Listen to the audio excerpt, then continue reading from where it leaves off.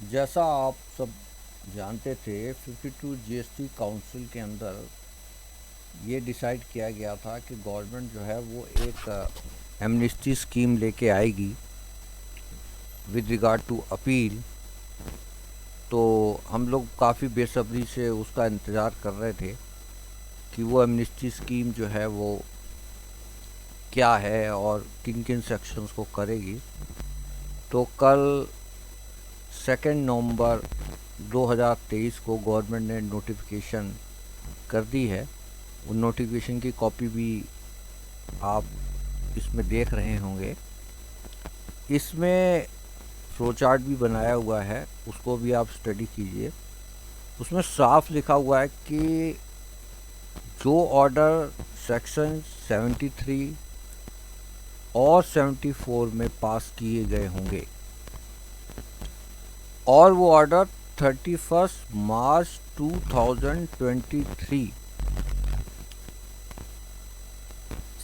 को या उससे पहले पास किए गए होंगे, उन्हीं को इस एमनेस्टी स्कीम के अंदर डाला गया। अब इसमें दो पॉसिबिलिटीज़ हो सकती हैं, जिसमें कुछ लोगों ने अपील फाइल ही नहीं करी है क्योंकि उन्हें लगा होगा कि हमारा जो टाइम फ्रेम है सेक्शन 107 और 107 का 4 का वो लैप्स हो गया है, तो उन्होंने फाइल ही नहीं की। कुछ लोग ऐसे होंगे जिन्होंने 107 में फ़ाइल करी होगी, लेकिन जो लिमिटेशन पीरियड है अपील फाइल करने का वो पास हो गया होगा और उसके बाद जो है अपील हमारी रिजेक्ट हो गई होगी। तो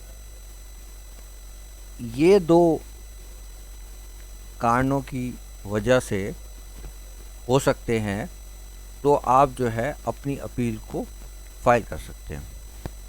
अब अपील फाइल करने की एंड डेट क्या है, कब तक हम अपील फाइल कर सकते हैं?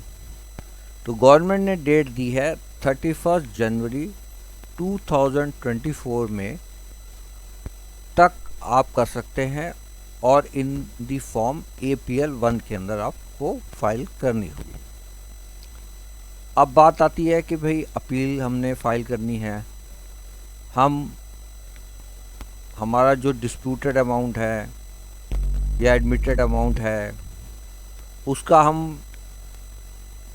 कितना हमें पोर्शन पैसा जमा कराना पड़ेगा जिससे हमें स्टे मिल जाए। तो सबसे पहले तो हम जो भी डिमांड है उसको हम दो हिस्सों में डिवाइड करते हैं। एक वो डिमांड जो एडमिटेड है और वो डिमांड जो डिस्प्यूटेड है। जो डिमांड एडमिटेड है उसके ऊपर अगर टैक्स लगा हुआ है, इंटरेस्ट लगा है, फाइन है, फीस है या पेनल्टी लगी हुई है, तो वो तो हमें फुल्ली जमा कराना पड़ेगा। लेकिन दूसरा जो हमारा ऐसा है डिमांड जो डिस्प्यूटेड है, उसके अंदर हमें इस एमनेस्टी स्कीम में ये कहा गया है कि जो डिस्प्यूटेड अमाउंट है उसका 12.5% of the disputed demand subject to maximum of 25 CR, तो आप मैक्सिमम उसको जमा करा सकते हैं।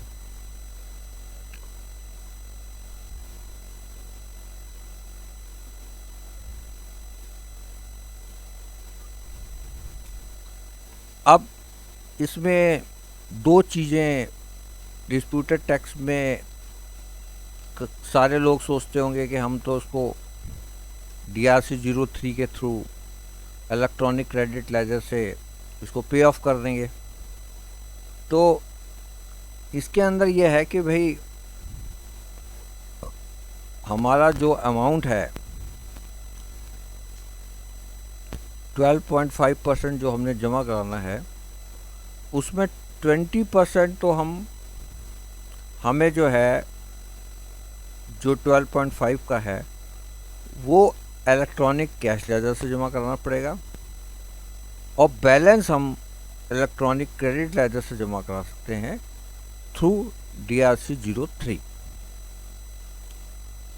और साथ में इसमें एक बात और भी कही गई है कि जब आप अपील फाइल कर देते हैं तो किसी भी टाइप का कोई रिफंड आपको अवेलेबल नहीं होगा, जो कि आपने अगर पैसा ज़्यादा जमा करा दिया है या आप हायर कोर्ट में गए हुए हैं, उनका कोई ऑर्डर है कि आपको इतना जमा कराना चाहिए या आपको एक्सेस जमा कराना है, और आप कहते हैं कि भाई इस नोटिफिकेशन में तो 12.5 ही जमा कराना है, तो उन सारी चीज़ों का आपको बेनिफिट नहीं मिलेगा। अब यहाँ पे इस नोटिफिकेशन में एक चीज़ बड़ी देखने वाली है कि जो इन्होंने कहा है कि जो एडमिटेड टैक्स है उसका 12.5% of the amount of tax in dispute बोला है। लेकिन यहाँ पे कोई भी ये क्लैरिफिकेशन नहीं है कि भाई जो टैक्स जो है उसका तो 12.5 हम जमा करा देंगे, लेकिन अगर इंटरेस्ट लगा हुआ है, फाइन लगा है, फ़ी है या पेनल्टी है, क्या वो भी इसके अंदर कवर होगी? ये इस नोटिफिकेशन के अंदर गवर्नमेंट ने क्लैरिटी नहीं दी है।